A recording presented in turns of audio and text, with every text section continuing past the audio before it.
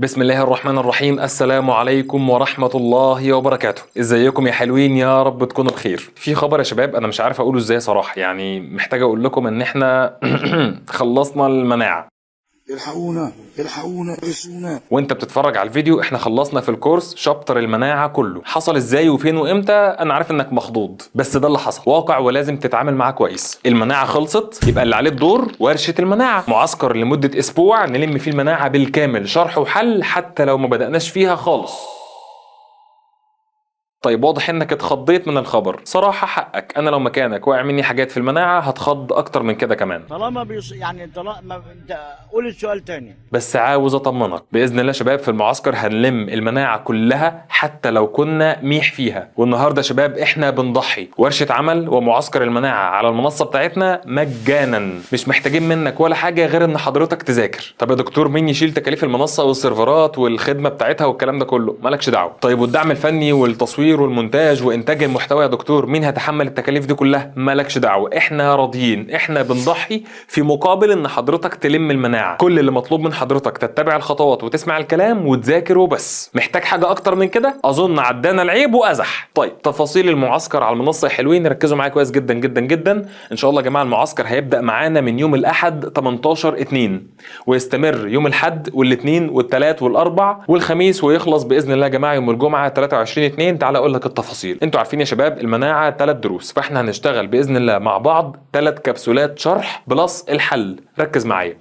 يوم الاحد ان شاء الله يا جماعه 18/2 هيكون ميعاد اول كبسوله شرح، هنشرح الدرس الاول في المناعه بالكامل، المناعه في النبات. تمام. يوم الاثنين يا ولاد 19/2 اليوم اللي بعده يعني هنحل على الدرس الاول 4 كتب، ومع الحل يا دكتور الكويز او الامتحان اللي على المنصه. تمام. امتحان على الدرس الاول يا ولاد علشان حضرتك تذاكر من الكبسوله وتحل معانا 4 كتب، 3 عام 1 للازهر، وكمان تمتحن على المنصه عشان ما يفوتكش ان شاء الله اي حاجه في الدرس. طيب بعد كده يا ولاد يوم الثلاث ان شاء الله 20/2 هيكون ميعاد الكبسوله رقم 2 على المنصه على الدرس رقم 2 المناعه في الانسان، الاعضاء الليمفاويه والخلايا الليمفاويه والمواد الكيميائيه المساعده والاجسام المضاده. تمام. طيب بعد كده يا ولاد يوم الاربع 21/2 باذن الله هيكون معانا حل على الدرس الثاني اللي هو المناعه في الانسان يا ولاد الجهاز الليمفاوي 4 كتب خلاص، وكمان يا دكتور امتحان او كويز على الدرس الثاني.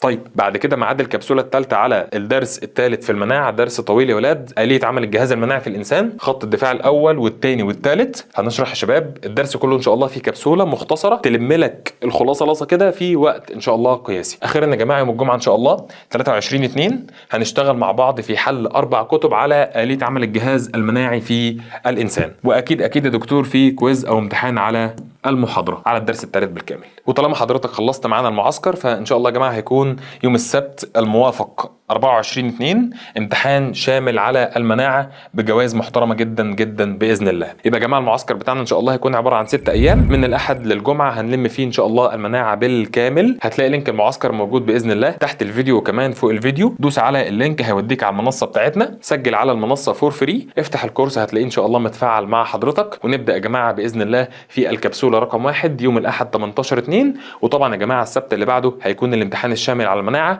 وهنبدا بعدها مباشره في البيولوجيا الجزيئيه. وبس كده حلوين، نشوفكم ان شاء الله في اول يوم من ايام المعسكر يوم الاحد 18/2 ونفنش باذن الله يا جماعه المناعه. والسلام عليكم ورحمه الله وبركاته.